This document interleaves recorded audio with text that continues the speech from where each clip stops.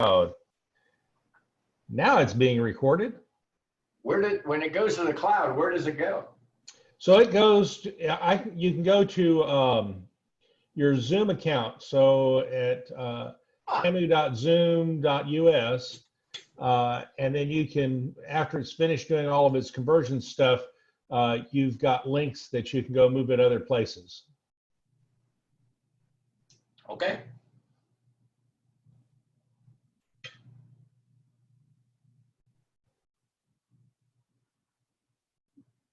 All right, HxMx, you're off.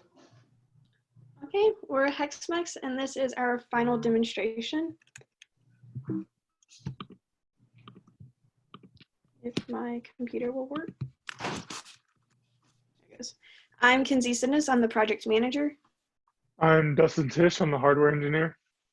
Jeremy Brand, the software engineer. I'm Shane Blows, the system integration engineer. Our stakeholders are Dr. Joseph Morgan, our technical advisor, and Mr. Matt Leonard with T-Star as our sponsor. So for the background of our project, NASA needs the ability to train operators to be able to control rovers on the moon. Right now, there's no physical system for this training. There's a virtual reality rover right now, but no physical one. So we are creating MALP, the Mobile Analytic Laboratory Platform. So some background on MALP. MALP was built by NASA 15 years ago and will be developed into a modular platform for research. NASA gave this project to T-Star, and T-Star gave it to 3 Capstone teams to update MALP. There's HxMx, us, Interstellar Communications, and Reach. This will enable future projects on MALP. So our system architecture.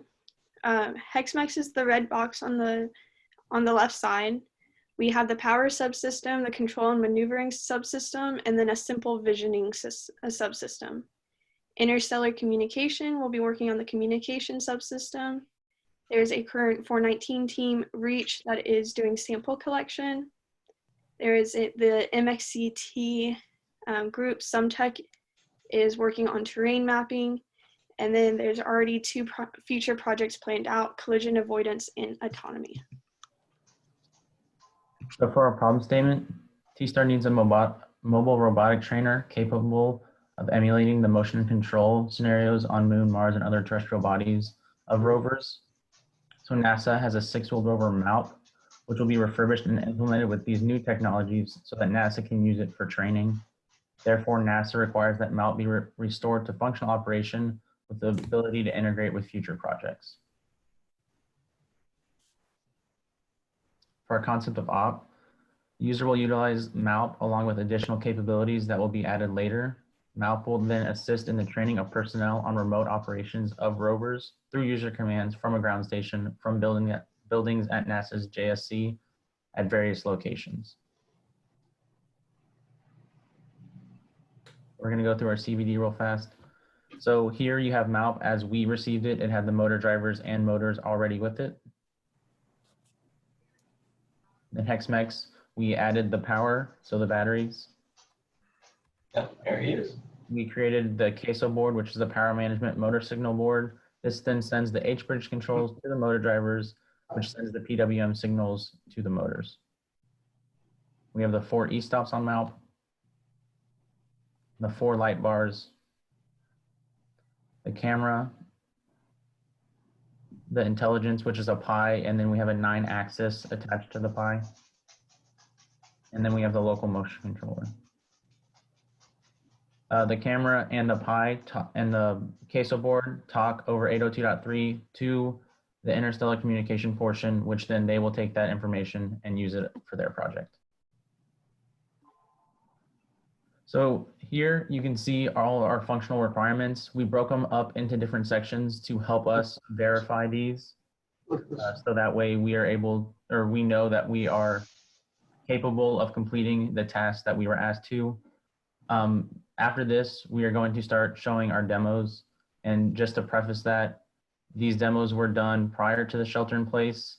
So some of these videos might have lower quality than others, and this is why. So the first test that we will be doing is the position and motion test. So the procedure is to power up the queso board. You wait for the Pi to fully boot, a minute and a half about.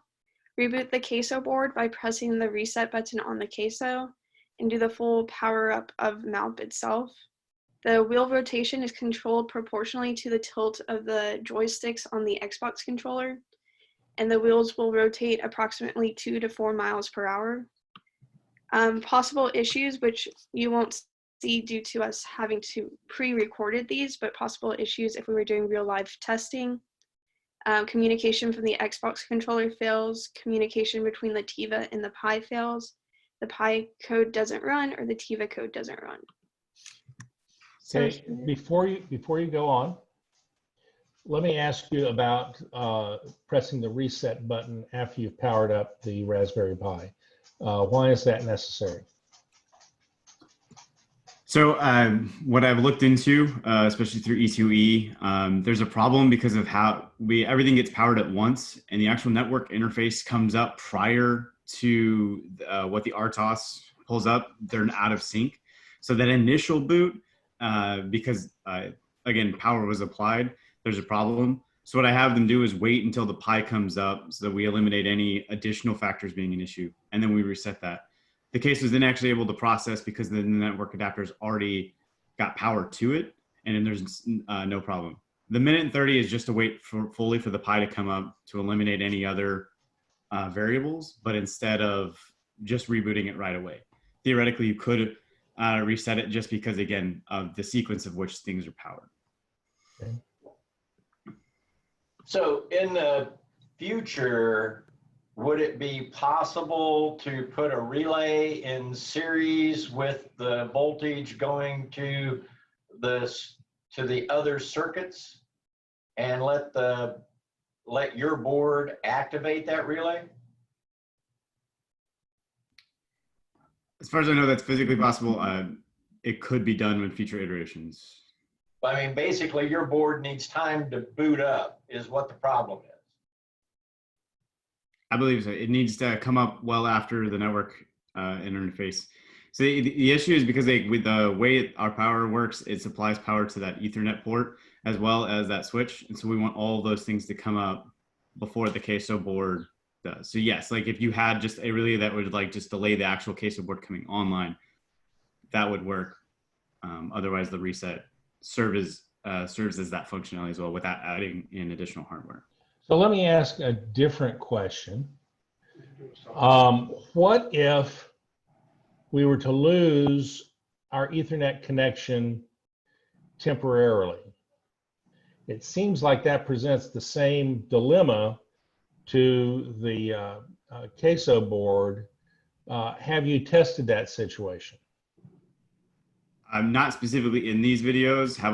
We have verified that it can accept it'll assign its own IP address and then connects to that network without issue once it is up and running. Again, it is that initial boot situation in which it does not handle that process.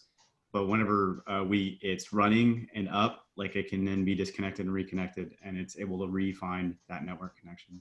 Okay.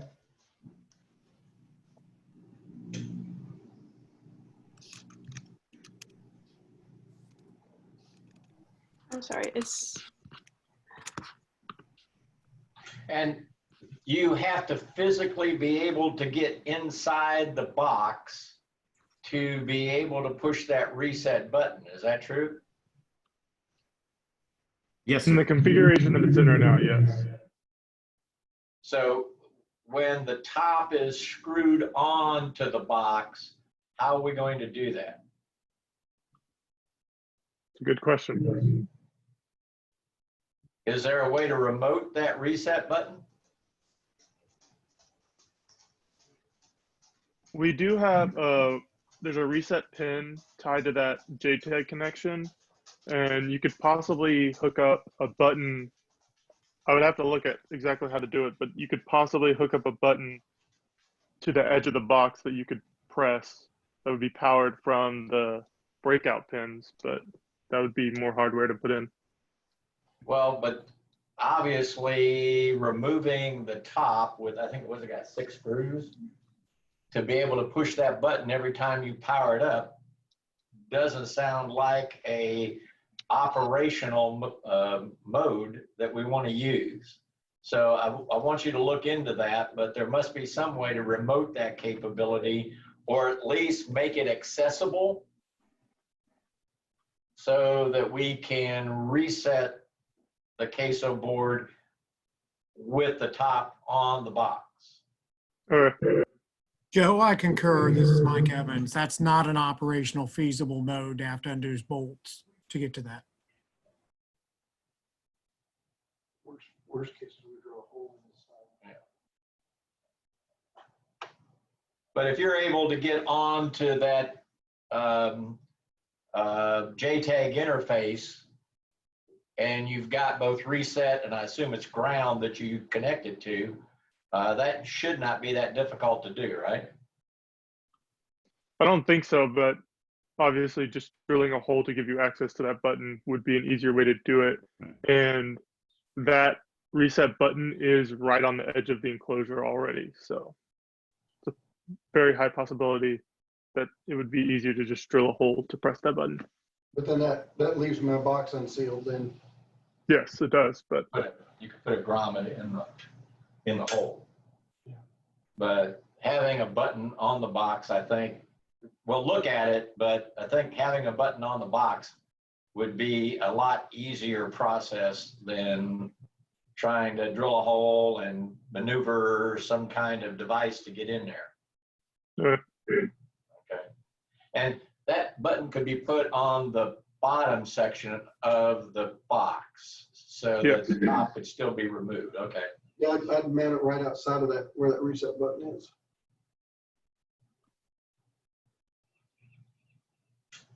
Okay.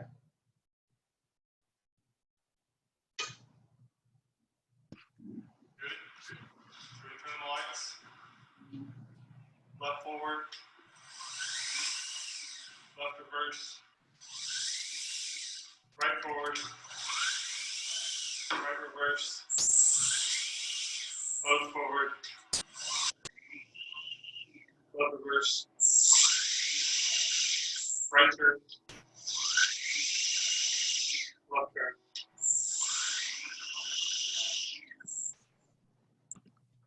And Mr. Tish, in all of this operation of the unit, you've not seen any oil leaking from either transfer case. Is that true? None whatsoever. I mean, that would be something that I would probably, y'all would need to check as of now, since we've been running the motors a lot more recently, but have not seen any leakage whatsoever. As of last evening, there's no leakage at all. So that calibrated hammer you had to put it back together seems to be working. Yes, worked good.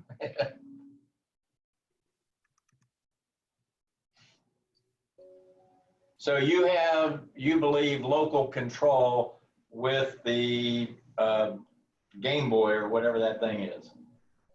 With the Xbox controller, yes. Okay, and how do I plug that in if I want to use it? It's just plugged into the USB port of the Pi. But it would normally not be plugged in, is that true? Correct. And can we go over that configuration as to what can be plugged in and what can't be plugged in and what works again? Yeah, so essentially the way it's set up is if you have an Xbox controller plugged in locally, that's going to take precedence over anything that's running else. If you want something to run wirelessly to it, you don't want the Xbox controller plugged in locally. The reason that is if you have the local controller and you have wireless signal coming in, and either one is not sending the movement data, you're going to be overlapping your the data being sent because they're both sending controller data continuously. So you would essentially be trying to move it with no data. So it's going to default to a no move state. You're just going to get some erratic like it's not going to follow the instructions you want as you're doing it. So if you remove that local controller, then you can easily use the wireless control. It's going to be able to do both of those. But if you want to get that 9-axis data off, then pulling that local controller will make that whole process run correctly. It'll run via the remote signals either way. But if that local controller is connected, you're going to be getting conflicting control data. So again, no local controller connected, you're fine to use wirelessly. If you don't have wireless hooked up, it's not a problem, because if it's not sending data, then that local controller can control it just fine. So let me regurgitate what you just said in a operational process. Yes, sir. I would normally have the local controller plugged in. I would power the system up. I would move it to some predetermined location using local control. I would then unplug the local controller, and that would allow the remote controller to begin controlling the system. Yes, sir. And I don't have to repower or reset or No, sir. anything in that scenario. Correct, sir. Well, I think that's basically what we want, isn't it? Yeah, and then, so then if I'm using the remote controller and then I'm done with that, can I plug the local controller back in and regain control? Yes, actually you can. The trick here is that the disconnection that has to happen is that, and there's an external USB here, you would just remove the wireless controller. So whoever's trying to control it locally would walk up, remove the connection for that wireless device that's sending the command signals, and then your local controller would be able to take over at that point. Because again, When you're saying wireless, I'm talking about IC's cellularly connected device. yes, so their local Colby, which is communicating wirelessly, would need to be disconnected. Otherwise, it's going to continue to send signals. And you could either remove its power cable, or you could remove the Ethernet cable from the switch. Either methodology works. If I remove the Ethernet cable from the switch, Yeah. that doesn't disable mine. Okay. You mentioned the 9DOF sensor. Have y'all done testing to verify that's working? Yes, sir. We have a demos video for that as well. Okay.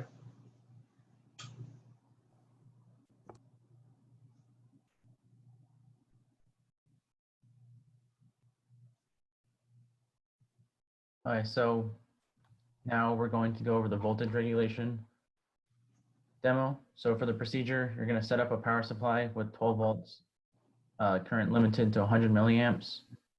You're going to plug the positive wire into the 12 volt pin of J7 on the queso board, plug the ground wire into the ground pin of J7 on the queso board, turn the power supply on, and then measure the voltage from TP6 to TP13. On that one, you'll expect 5 volts, and when you measure the voltage from TP8 to TP13, you will expect 3.3 volts.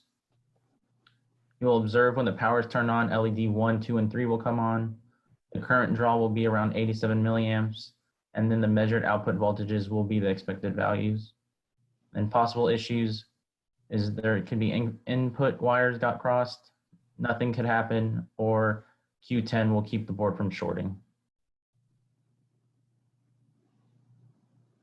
So have you tested that last statement?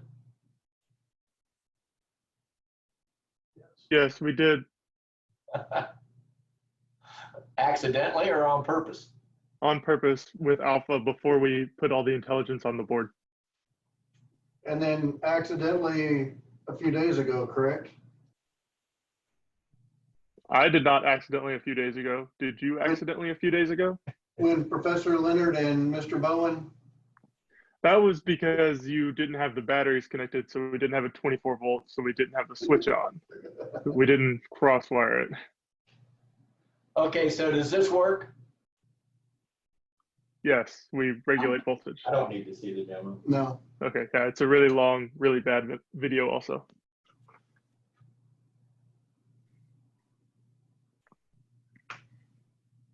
Here, it's a similar setup, but here we're actually fluctuating the voltage. So again, we're verifying that it can, not only that it can regulate the voltage, and here we're verifying that the INA is reading the voltage being input to the, outputted from that 12 volt output. Does that make sense? Or, I'm sorry, it's the voltage it's coming in. So the one of the INAs is connected to the input voltage on the 12 volt connection.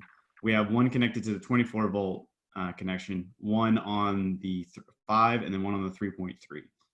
In this video, we'll see the 12 volt connection, and then we can see on the INA output in CCS, that's Code Composer Studio, that we can regulate that voltage from the power supply, and it'll see that change in CCS from that INA reading. These readings are in millivolts, so you'll see it's going to read around 12,000, but that's just 12,000 millivolts. And does this all work? Yes, sir. We're good. Okay. Okay, so here we are going to go through some of the e-stops, proving that the e-stops works. The first one, what we're doing is we're proving that if the local motion controller is moving the motors and is unplugged while moving the motors, that the motors will stop. This was in case something happened where you had the person who was driving fell over or something like that. We don't want mouth to just keep running away with no control whatsoever. So this just shows that the motors will stop if the local motion controller is unplugged. How does it see that? So this is actually through the Raspberry Pi connection.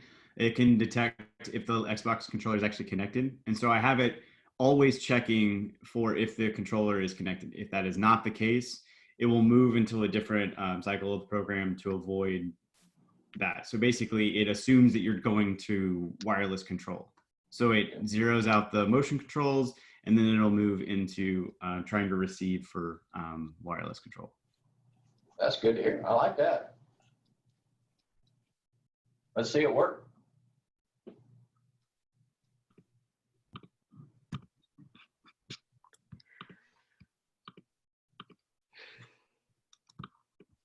We're waiting. I know these worked when we practiced earlier. There it goes. Demoing part of the e-stop portion of the mount. We're going to move these motors and then disconnect the controller. Once that controller is disconnected, the motion should stop. So I'm going to move it forward and then disconnect the controller. As you see, the motion has stopped. You just let it release the button. I wish I had a third arm to do better video, but I did actually unplug the controller. Okay, what if I held that button like you had it and plugged it back in, what would happen? After an initial delay, it can actually pick it up, and then, but you, because it's been triggered into an e-stop state, you would still have to push a start button before you could continue on. So you have to actively clear it to say, I am good to control with that start button press, and then it'll allow you to move those motors again. So if there were an intermittent disconnect, you'd have to do some function before it would start again.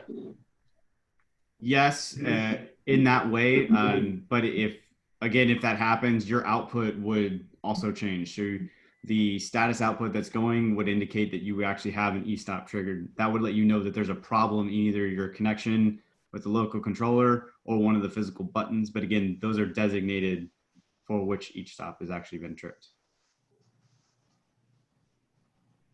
Okay. So now we're going to go through the other two forms of e-stops.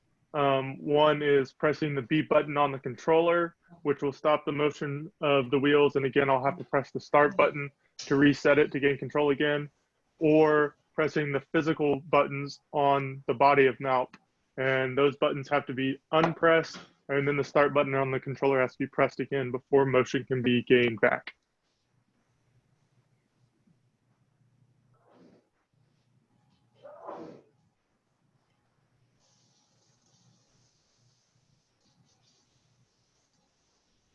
The rover, I'll be moving this controller to demonstrate the motion. and then I'll be pressing the different e-stops to demonstrate their capabilities. So moving this forward, I can press the B button on the controller, and that stops the motion of the motors. And I cannot move the motors again until I press the start button. And once that start button is pressed, I can move the motors again. I can also press the e-stop button on the side of now. That will stop the motion of the rover, and I cannot control it until I have unpressed that button and press the start button again, and then I can move the motors. In the data that you're sending back to the remote center, do you tell, is there any way to know which e-stop button or which e-stop function has actually happened?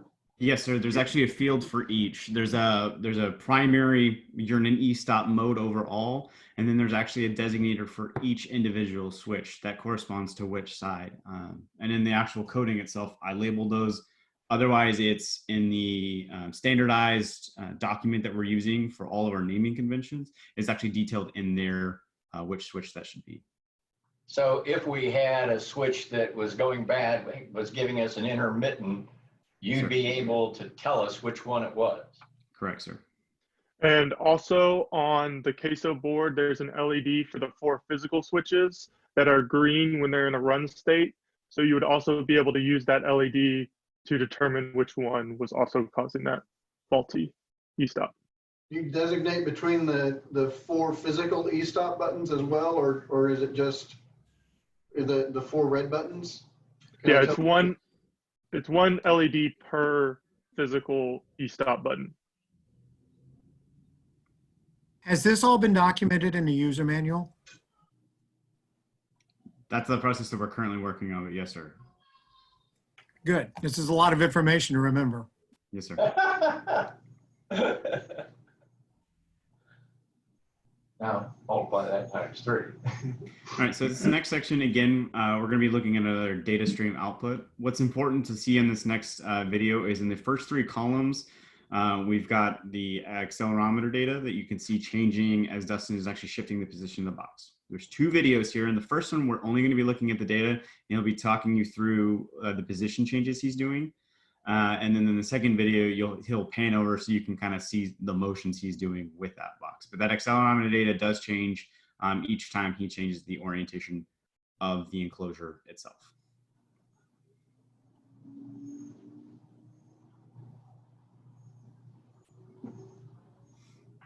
Okay, so here we have all of our 9-axis accelerometer data. This is with the board sitting flat.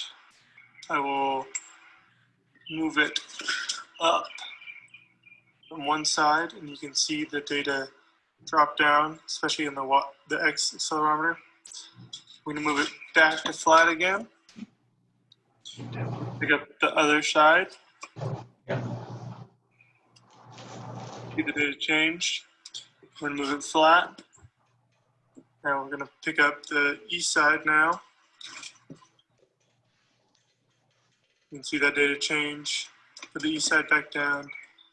Then we're going to pick up the west side now. Or it'll let me pick it up. And you can see all of that data change. Board's back flat, and you can see the data stabilized back out. And I'm not able to watch all of those fields, but obviously your accelerometer is probably the field that changes the most drastically. Did the other fields change? They do as well, yes, sir. But again, the accelerometer data is the most clear cut and easy to see as far as demo purposes. That's why we focus there. But the gyro and the magnetometer are also changing. Yes, sir. And have you correlated any of this data to what's actually happening? So we hadn't done as far as like orientation and what's like the basic orientation and then what each of those means. No, we were working with IC to get that data to them, and then kind of as a joint process, making sure that made sense for their graphic. So that way they understand what our baseline is and then what changes we'll do. If that, I don't know if that made sense. So for IC's GUI, they are planning to take all of this data and present it. And so we haven't done anything beyond getting them that raw data so they can process it on that side. But the baseline data that comes out is the home orientation, if you will, and then it will change based, and then you can track those changes in the GUI. Okay, so based on the orientation of that sensor board, what does the magnetometer data look like when it's just sitting still? I don't think we've really had enough time to be able to, we can go back and look at this data, but we haven't, just not having it in person, not being able to work on it, we really haven't been able to dive deep into this data. And is that file being recorded?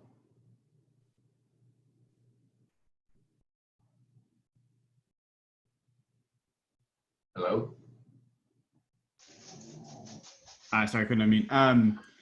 So in its current state, no, but it can be modified to do that as well. So it can either appear in the Pi console and stored there, or it can be stored or presented out of the CCS and then read that way. I don't have it currently storing because we had a limited storage on the actual Pi. So if you run for like an hour, it does a pretty good file. I think the easiest place to probably store that data would be on the user interface device, that machine. And that was our in state originally, was that they would pull all, because all of this is all the data that's streaming to the user in console remotely, and then that could be stored through that GUI process on that machine, because it's got a lot more storage capability than the Pi does. And what have you left the interval as far as data transfer? Is that as fast as possible, once a second, once every 10 seconds? As fast as possible, basically as fast as the Pi can process these things and move them. And then again, the RTOS can process those and move them, but neither one is waiting for those UDP signals. So you're getting the most current UDP control message, as well as it's pushing out the most recent status message. So that as fast as those, the Ethernet connections will allow you to transmit, and these things can be processed. Currently, it is at an incredibly fast rate, especially when they're not printing to the consoles. It's able to move incredibly fast. But I'm wondering if that's what we want. I'm assuming that it wouldn't be difficult to put in a 1 second delay between messages. Is that true? That is being done through the Colby implementation. They are implementing an actual time delay so that you can simulate even further distances and time delays than what you're currently processing. That's not what I'm talking. I'm not talking about that. I'm talking about you sending data. Right now, you're sending it as fast as possible. Right. What if I only wanted data to come through that spigot once every second? We could do that, yes. It's just a matter of implementing a timer into that RTOS to do that if that's what's desired. And Dr. Evans, do you have any feel for the kind of data rate that, I can't believe you want it as fast as possible. You know, once a second, once every 10 seconds. Do you have any feel for that? Once it's instrumented, that will be driven by the science instruments that are on it, I think, more than the actual vehicle parameters. What we're kind of looking at right now is if we had cameras, camera rate might drive it, or any type of remote sensing that we would be doing with it. So 1 per second is probably adequate at this point. I mean, it doesn't need to stream continuously, I don't think. So, Dr. Evans, we're talking about for the gyro itself only. The cameras, et cetera, each have their own setting for for how they stream. So we're talking about how often do you want the 9-axis data? I apologize. I didn't understand that question. I thought you were talking about the overall communication. The 9-axis is controllable within the Pi. The rate at which that's reported out is currently set to about once every 10 seconds, and that can be changed to any variety. So if we wanted that to be once per second, that actually updates. Again, that is a change within that Excel gyro _data in the Pi. Update that file to whatever number sleep that you want, and you can achieve that data rate specifically for the 9-axis to be pushed out. Well, it appeared in this printing you were doing it much faster than once every Right. 10 seconds. Right, and that was because that was my baseline communication rate that I was expecting initially, because I wanted to make sure we could go quickly if we needed to. And are you doing it?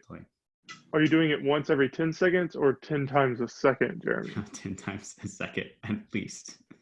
Yeah, not once every 10 seconds. Oh, yeah, is that what I said? I apologize. Yeah. It's definitely much faster than once per second, or 10 times per second, even. But I would think that pulling this back to once every second is plenty fast enough for any kind of control or information But, that's there. but you want 10 times per second because don't you want that? You don't want the one value, you want the average. Those are all being averaged on that sensor board itself. The interface is I2C, right? Yes, sir. Yeah, so that is a smart sensor. It's doing averaging of each one of those values anyway.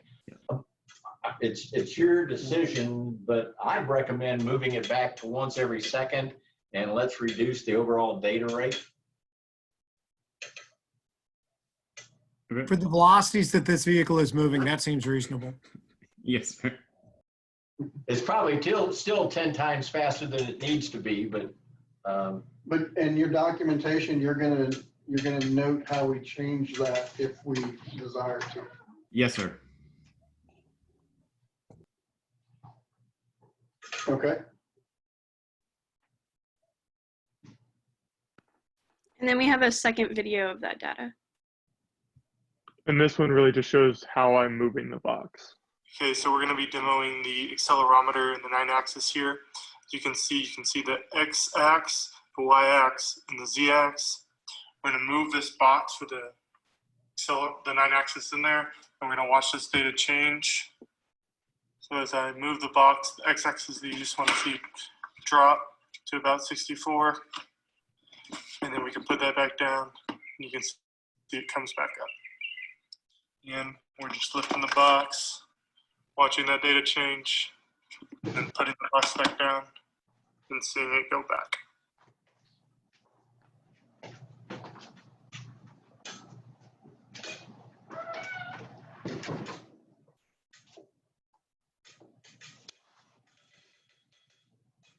show us what he was doing. You just did that.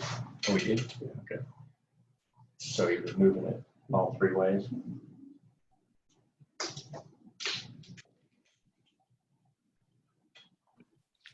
And then that is all we have for the demo videos. You didn't drive it anywhere? We have videos of it driving, but we demoed the motion already in those videos, just with the movement of the wheels. We haven't recently gotten videos of it moving because of shelter in place and us not being able to get to it.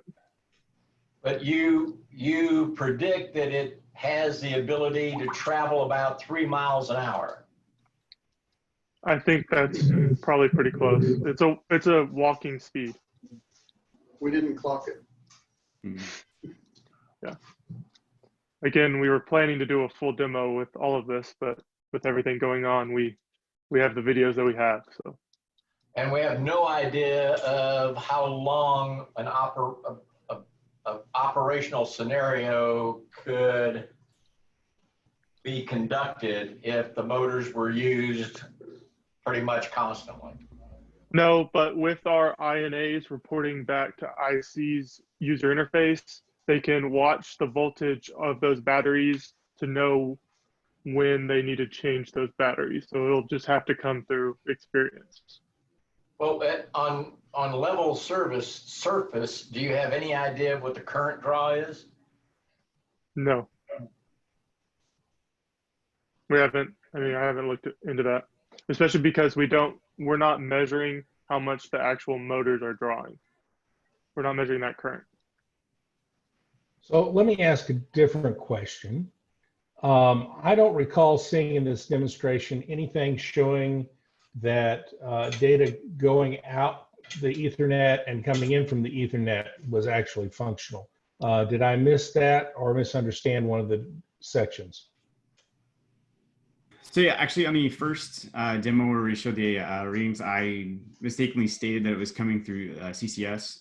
The actual INA readings that we were doing was actually being displayed through the PI's console. And so that's showing you, because we read it on the actual queso board, transmit that over that UDP connection, and then you can see the readout on the PI's console. So when you had that black and green screen, that was a PI console, that was not CCS. That indicates that we're sending a controller data unit across, and we're getting back a status report that is then being displayed on that console. That was us simulating IC's GUI interface to see the data that we're sending out. Okay.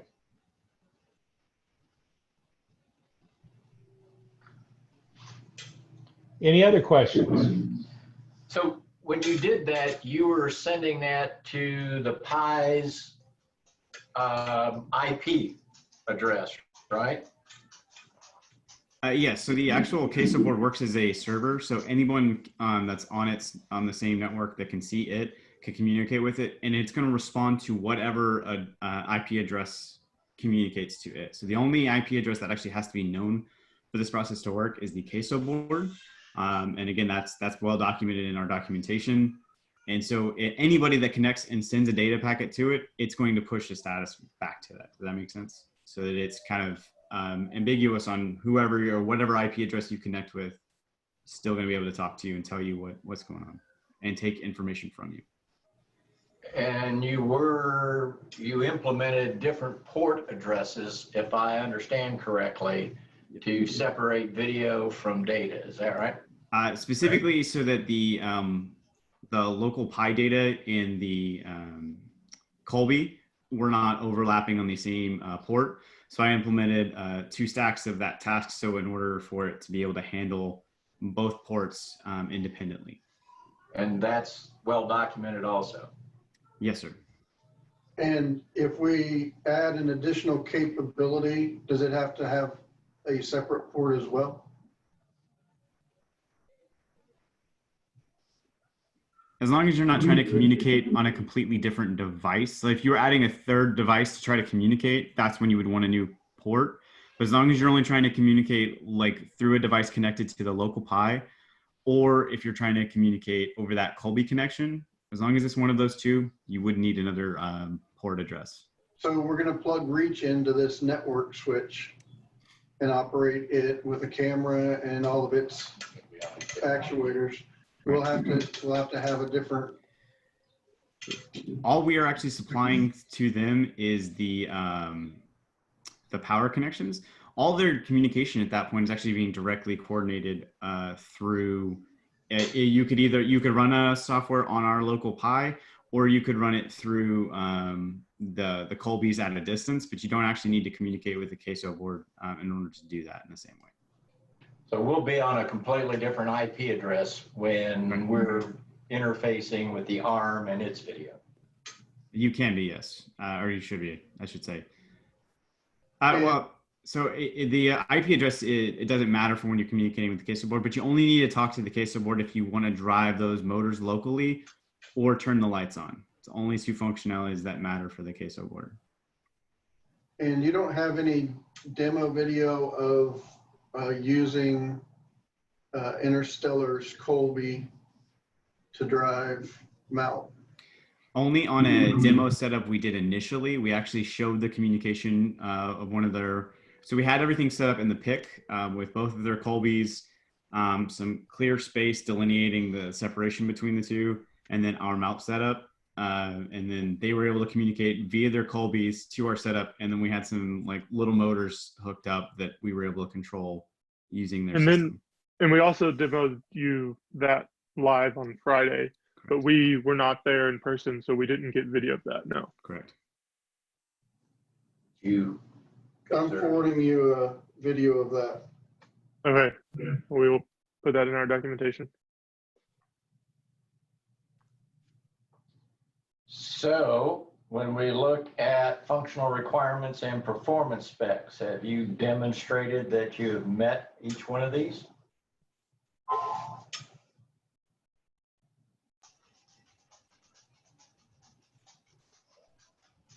Yes, sir. The only one that's not displayed in here is the cargo transporting capability of the 35 pounds. This was due to us just not having the capability of driving it and then someone standing on it and putting it in there.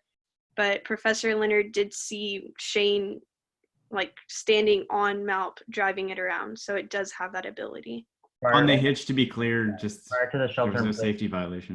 prior to the shelter in place, I drove Malp while standing on the hitch, and I am more than 35 pounds. So I think we are able to pass that specification prior or with Professor Leonard being there watching me stand on it. More than 6 feet away though, right? No, this is prior to shelter in place. Oh, it's prior to. This is Okay. prior to the requirements of shelter in place. But yes, I was 6 feet from Professor Leonard when I stood on the hitch of Malp. Yeah, I'm not so much concerned about shelter in place as I am the OSHA violations that Professor Leonard racked up. There's no video of me seeing that. He said. Okay, Okay. so with the 35 pounds apparently being doable, are there any other functional requirements or performance specs that we need to discuss or you have information about?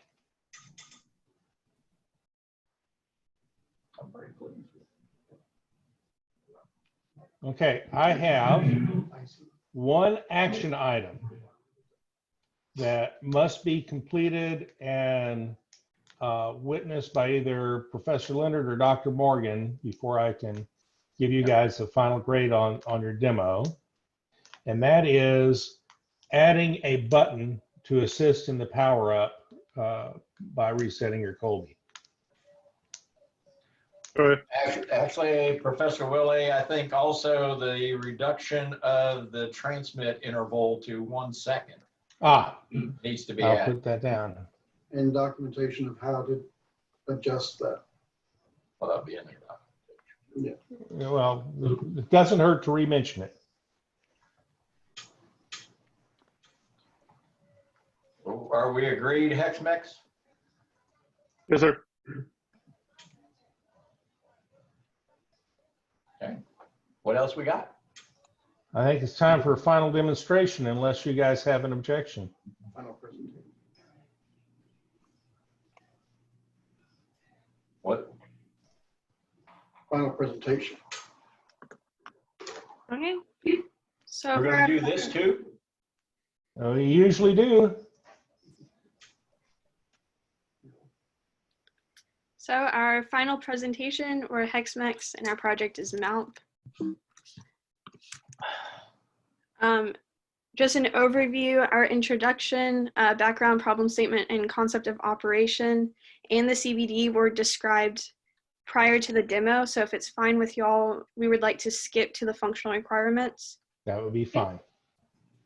And then the project overview, the technical presentation, and the project status, and then the impact on Capstone to us individually. So I'll go ahead and fast forward.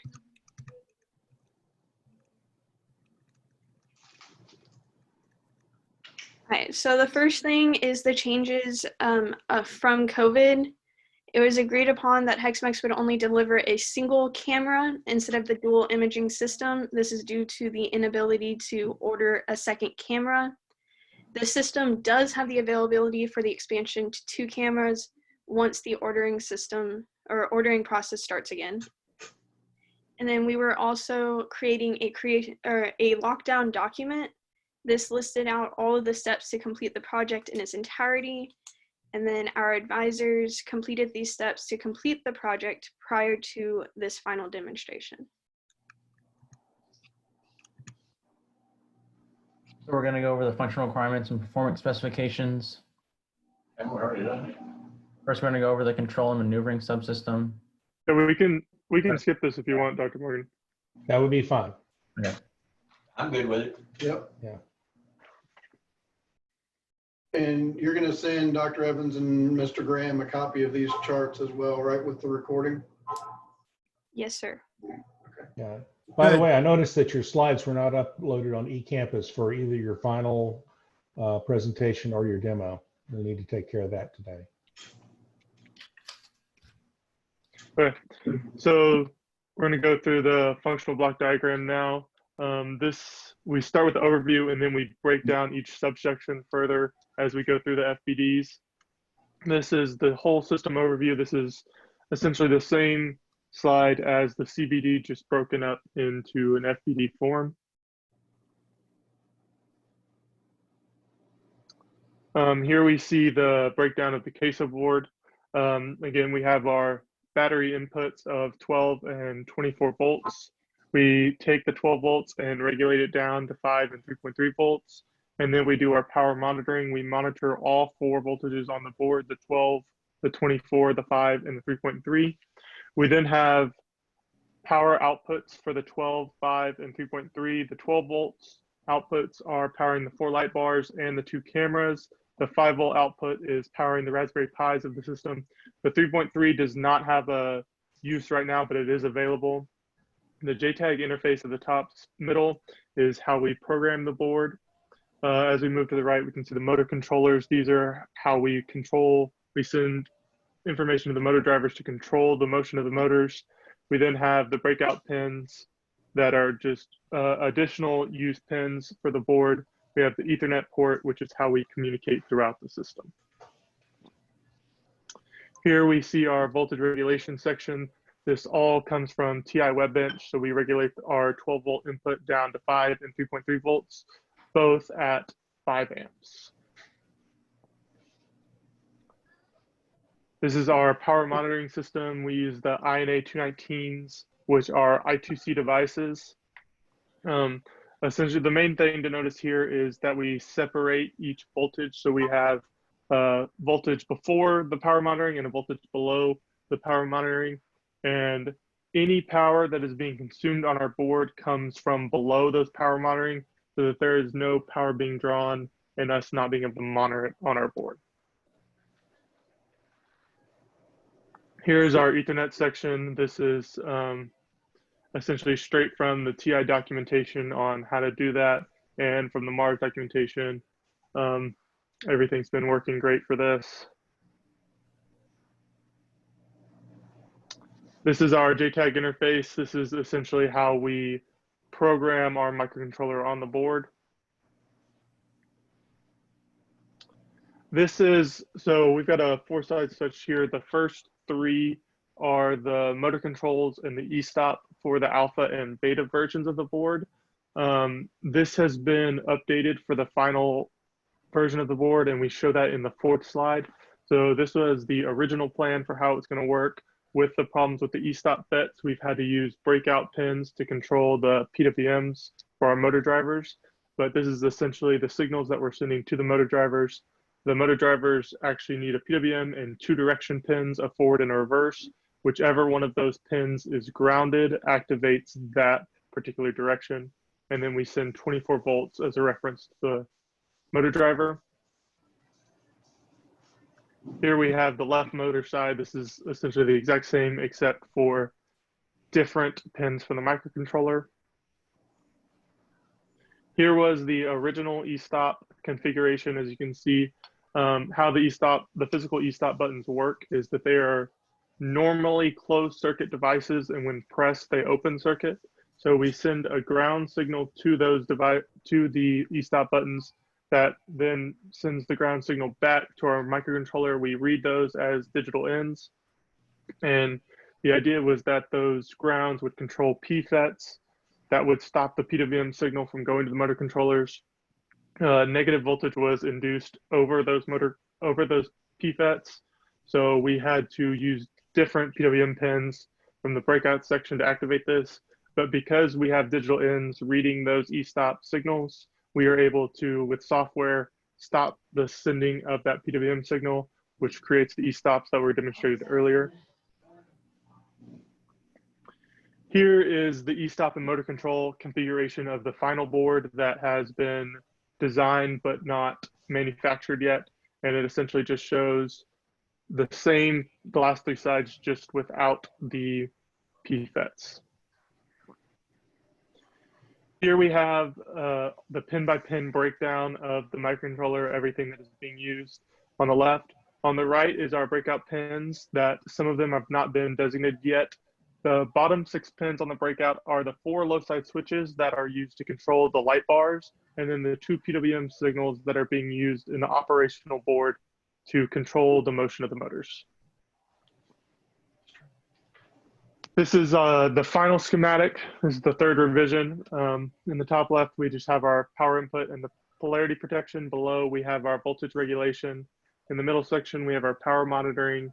The top right is all the power and ground pins of the microcontroller. And then the bottom right is the power outputs. I have a question. Yes, sir. The revision number in your title block Ooh, it's looks like wrong. 1A. Yes. I That would is wrong. say you got some documentation that needs a little updating. Yes, that is wrong. Thank you for that. Hey, Hawkeye, great catch. I get Okay, nailed so- for that every now and then myself. So we can move to the next one. So this has our Ethernet section, our JTAG interface, and then the microcontroller pins at the bottom. That is where the JTAG signals and the I2C for the power monitoring signals go. Okay. And then here in the top left, we have all of the unused pins of the microcontroller. Next to that, we have the 4 low side switches. And then at the top right, we have the rest of the breakout pins. In the middle section, we have, we have the motor control signals that are sent out for controlling the motors. And then the bottom section is the e-stop, and then all the pins used for the motion control and the e-stop. So this is the beta revision of the board that is currently in use. This is just the top layer that has traces and power planes on it. And this is a 4-layer board, and all of the components of the board are on the top layer. Below the top layer, we have the ground layer. The biggest thing to note here is that we do not have any power planes underneath the Ethernet section of the board. This is because of TI's recommendations to not put any power planes underneath it. Here you can see our power section starts with the 24 volts. We input this from the batteries, and this is, again, for the reference signal for the motor drivers. We next have the 12 volt section that we use to regulate down to 5 and 3.3 volts. And then we have the 6 outputs for the 4 cameras and the 2 cameras and the 4 LEDs.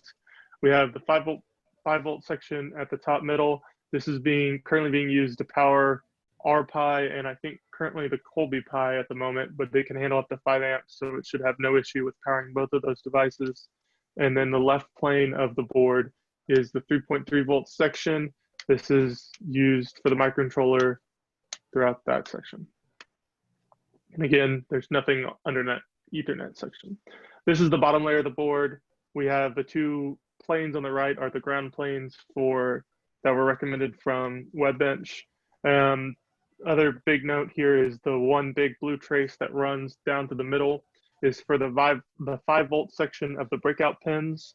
That trace can only handle 500 milliamps. So between those 2 pins, only 500 milliamps is allotted, and that is documented thoroughly throughout our documentation.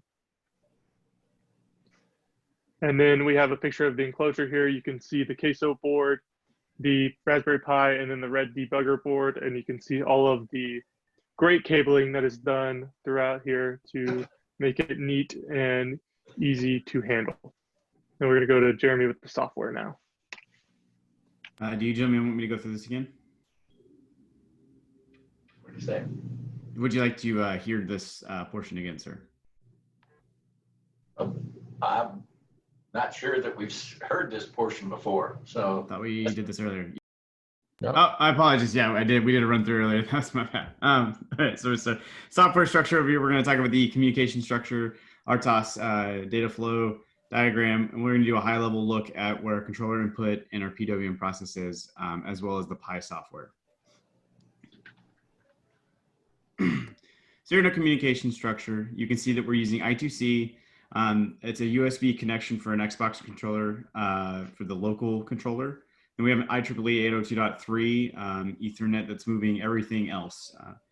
You can see centrally located, we have a layer 2 switch that handles all of the information from the queso board, any IP cameras that are attached, the Raspberry Pi that we're using for the controller support, as well as any of the Colby devices that the Interstellar or any other group would want to attach also are going to go through that same switch. The Xbox controller, again, is just that USB connection. The 9-axis that's attached to the Raspberry Pi communicates over that I2C connection. That then gets fed back to the layer 2 switch, which is able to then communicate with the queso board. The queso locally is able to process the 4 INA devices over individual I2C connections on there as well. Go ahead. On our RTOS data flow, we have main central task. We're going to start in the top left. So that Xbox controller data is processed by the Pi, which is able to communicate via Ethernet to our queso board port. The UDP server is able to process that information. The status out and the status update in the middle are components of this, so they focus within that same task. But the status update specifically is a callback function that's tied to eStops 1 through 4. Those are the ones that are wired into the queso board from those exterior switches that can be pressed. If any of those are activated, it functions on an interrupt to then update those positions in the status array. So both of the arrays that we're using to manage our data, we have a controller array and a status array. Both of those are mutex controlled so that nothing can be writing at the exact same time or reading for that matter. And everything is going to be mutex accessed just to prevent any sort of data corruption. So when that UDP and controller information comes in, it's processed and stored to our controller data field. That can then be accessed by our motor data update task. And that's going to process through what our controller inputs were, as well as reading what the current eStop situation is. It has a toggle for that because we update another bit within that controller data. It can see what that is and know whether it needs to update those motor PWMs or not. We have a voltage read task that's operating periodically that again is going to push down and update those status fields. And then that status out is both a collaboration of blending the controller data and status data to ensure that the status data is updated and pushed out to the UDP server task, which can then process that and send it out. Okay, next. Our controller input process, this is again a high level look at it. So we initiate our task, our process, and we'll then take that controller input that's coming in across that UDP connection. We're going to read that. That comes in as a UDP datagram. So we have to then parse that, break it into component sections, and then we'll update the fields in the controller, that controller data array as it processes through and finds each header field. That's standardized by a JSON file that we have stored on a shared drive between MALP and all the other teams, or HxMx and all the other teams. And so that is, again, it's using a standardized means of communicating all that data. So once that controller data is updated, the motor task can then go and update those motors. It's going to take whatever controller data is being used and compare that to, and it can process that and proportionally change each PWM signal to update the left and right motors respectively. It also has to send out GPI. Wait a minute, what does that mean, proportionally change? So as you hold the controller stick, it's actually able to go from, it doesn't just have 0 to max. It as you lean that stick forward, it's that same proportion is going to be used to regulate the PWM. So as you move that controller stick about 10%, we're going to give you about 10% of the actual output. So that doesn't mean 10% PWM, but you're going to get 10% of the actual. So that might be, I believe it's about 30% PWM is where you would start. And so I have a proportion built into where it's going to take you anywhere from like that initial movement of the motors to full speed, depending on how far you have that stick pressed. Okay. And then, so it processes that. It also has to push out GPIO signals for forward and reverse to the motor driver. And again, this is coordinated within the software itself to make sure that you're never pushing the wrong signals to those. It's specific to the motor drivers that are on board, but again, it's processed inside that code to ensure those GPIOs are getting the correct signals for the correct motor in the right state. And then it does the. What Yes, about sir. changing from forward to reverse? Is there a stop in there? It doesn't have a hold function. Those same GPIOs are used to whenever you transition to going in the other direction. I believe that motor driver has an internal process. So once you tell it you're now going into reverse, it does that transition. So then you're able to just tell it you want this PWM, and then it internally processes and pushes that out. That is correct. Those motor drivers do have an acceleration delay for if you're switching directions like that. Yes, sir. Okay, let's go to the next one. Let's kind of look at a general overview of the Pi software. Again, so the Pi controller client starts up. It's going to establish that controller connection on the actual Pi, and then it's going to build that UDP client socket. And then with that controller data, it's going to go and reach out to get the 9-axis data. To do that, it has to use an internal Excel gyro data function. Over on the right, you can see that's very straightforward tasks. It builds those I2C connections, configures the device, and then reads the available device each time, stores that data, and then returns. The frequency at which this is happening is configurable within the actual the main controller code, because this entire loop can be controlled when it's only sending 9-axis data. But when there's local controller data, you also have controller, the local controller is local, so you don't have to worry about that data rate. So it's at a completely different data rate. So as a data comes back in, it's able to process both of those. And if the back button on the controller is not pressed either locally or at a distance, it'll continue this entire process. If you want to terminate the process for whatever reason on that controller, you can hit that back button and it'll break out of these loops. It does not impact what the queso board itself is doing. And again, those JSON files just continue to loop and update based off what's coming in. Go ahead. All right, for the status of our project, we completed a cumulative 471 hours in 419, and then in 420, cumulative 741. Our original estimate was going to be 1,280 hours. We ended up working 1,212 hours, which is 68 hours under the original budget. And then financial status, our SDP estimate was $1,429. We ended up spending $1,761. This was $332 over the SDP budget. We were over budget due to some of our assumptions being incorrect. We assumed that the body of MALP and the motors would be completely functional. As the motors were not functional, we had to repair them and spent money on that. And we also spent money on the body of MALP. So then the impact of Capstone on us individually. For me, this was helpful applying coursework to a real project. And it also helped me figure out what I wanted to do post-college, as I am thinking about becoming a project manager. The positive of this is just the experience that will help in the future. Negative, the work-life balance is hard. Doing Capstone, and then this semester I had 2 jobs because I have to pay my way through college, so the balance was hard. For me, the most helpful thing was understanding the complete scope and everything needed to complete an entire engineering project. Positives was learning technical skills that can be applied in the future, especially Altium. Being able to work with the hardware was a great experience. Negative, just excessive regulations placed on resources available to students, specifically the FEDC, and just how hard it is to work with them to get things done. Engineering lab. For me was learning how to create all the documentation for the project and how to actively seek help from advisors and outside knowledge so we're able to continue with the project. A positive was getting real world experience I can use in the workforce later on. And then a negative was the restrictions on work availability and the spaces / equipment that we needed to use for this project.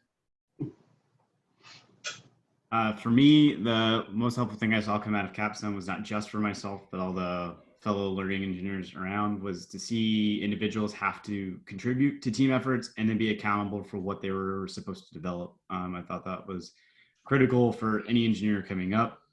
A positive impact of Capstone was I got to really take a hold and be a part of a structured approach to design and development, and the level of detail in which we were forced to go to on each layer really helped me to answer those questions of why and why are we doing this, and like is this the best way, trying to answer those questions. And negative again was just like it's a lot of work demand, but then we had a lot of odd restrictions placed throughout on either the FEDC or the PIC usage, and so like, it just kind of conflicting in that way. Do you all have any questions? I want to start going back to Jeremy and software. You've developed software for an embedded system as well as the Pi. Yes, sir. Now we want to modify that 2 months from now. Yes, sir.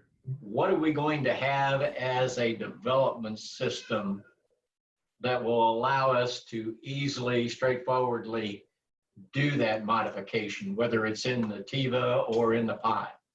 So in our final documentation, we have a walkthrough, if you will, a manual.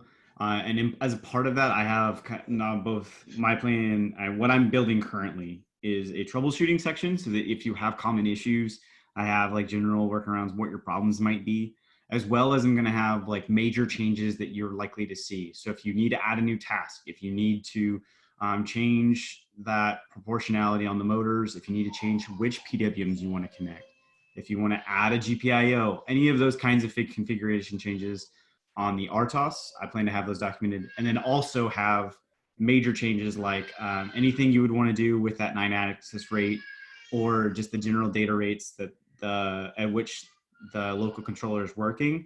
I plan to have that stuff documented again very clearly, as well as having an overabundance of comments in the actual code itself. Yeah, I'm glad to see all that's going to happen, but I don't have a computer that's properly configured to make these code changes, to compile them and download them properly. Okay, so as far as that's concerned, the laptop that's currently set up to work with MALP is actually configured with all of the currently needed both CCS software as well as idle and any Python editing tools you might need. In addition, it's also currently set up to manipulate any files that you might need to with the Raspberry Pi. And I will also have like a software list, kind of like a minimum requirements and what you would need to have set up for all of these things to work. Does that answer your question, sir? So you're telling me that the MALP laptop is currently properly configured, has all of the files necessary to modify, compile, and download to the target system should we want to make any changes in the future?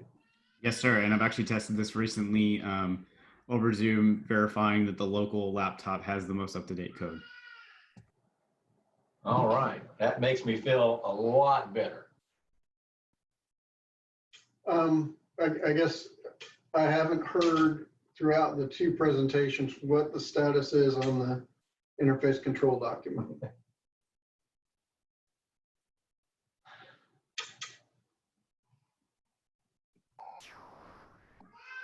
Shane, do you want to talk about it? So, like we've had in the past meetings, I know that we as HxMx have worked on the ICD and are completing the final touches on it. Other than that, I know Interstellar has been working on it, but I do not know their progress on the ICD or what they have planned for it.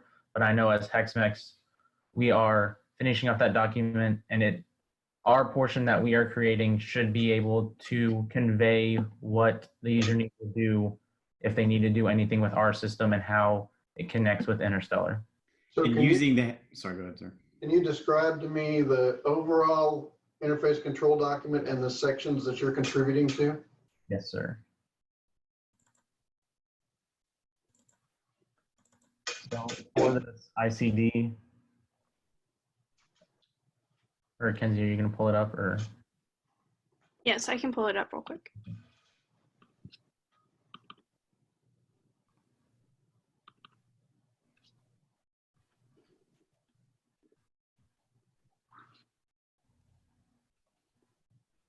All right, so currently this is the ICD we have. If you scroll down, it has the table of contents. So right here, as you told us to follow this rubric, we have the introduction. It's going to talk the purpose and scope, talk about us, talk about interstellar communications, the background. And we then go to the interface overview. That first section before the highlighted part is Interstellar's portion. Everything that's highlighted and under is part of HxMx. So if you scroll further down, Kenzie, you can see. Why isn't the power distribution part of yours? Anything that's under what was highlighted prior to Kenzie just removing anything that says HxMx from 2.3 down is what we are working on, 2.3 to 2.5. And so I guess I would prefer that you're going to submit your documentation to Interstellar, and you are going to tell them you believe that you have completed your portion of the ICD unless they indicate that something is still required. Yes, sir. And you'll copy Professor Leonard, Professor Willie, and me on that. Yes, sir. Okay, so you're basically going to put them on notice that you believe you're done. Yes, sir. Okay.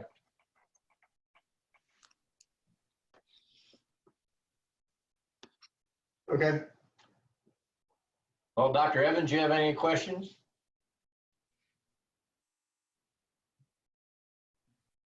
No, my concern is, as you said, documentation, because inevitably something will come up in 6 months, and it will be something you guys hadn't thought of that we will have to decipher and try to figure out what to do with it.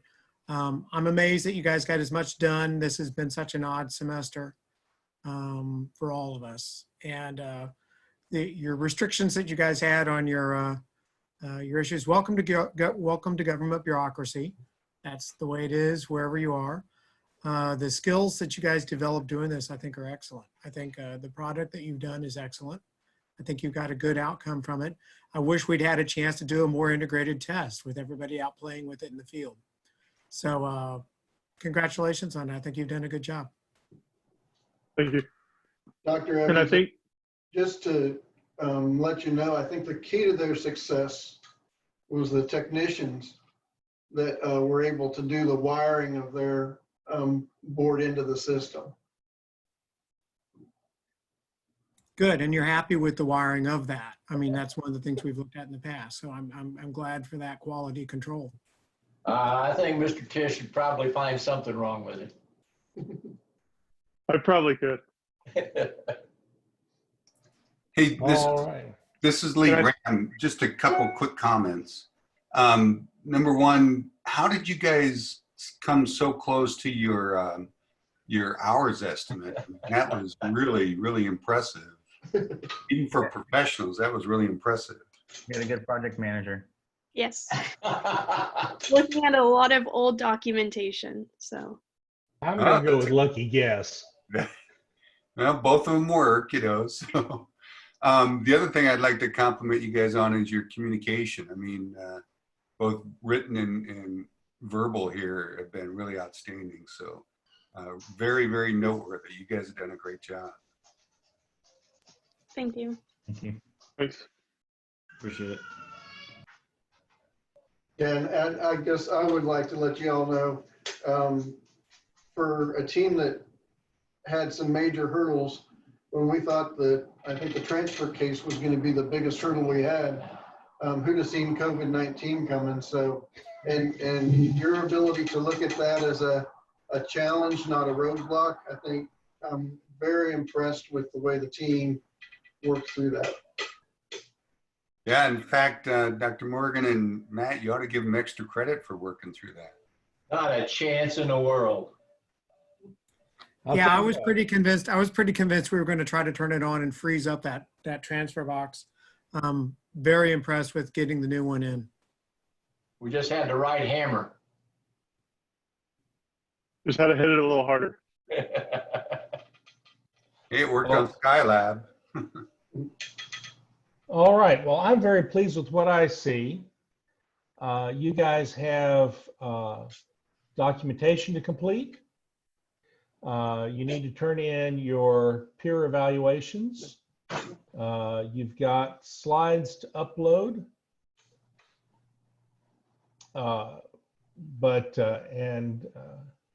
We will, threatening you getting an empty tube as you cross graduation doesn't work anymore, though. That's the big problem with COVID-19. I used to be able to threaten you guys, and I can't do that anymore.